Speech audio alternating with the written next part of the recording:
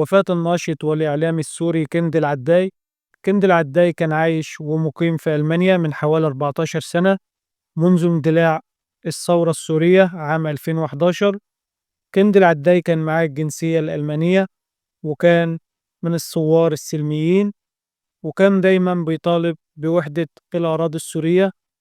كند العداي من حوالي شهرين نزل سوريا، كان مقيم في حي الجورة في دير الزور.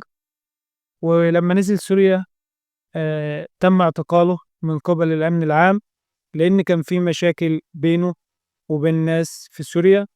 الأمن العام اعتقله لمدة 5 أيام، وبعدها تم الإفراج عنه، وبعدها لقوه ميت في بيته مقتول. وفي سؤال بيطرح نفسه: يا ترى مين اللي قتل الناشط كند العداي؟ ما زال القاتل مجهول. الله يرحمه ويغفر له. وياريت لو عجبكم الفيديوهات اللي بقدمها تدعمونا بلايك واشتراك في القناة.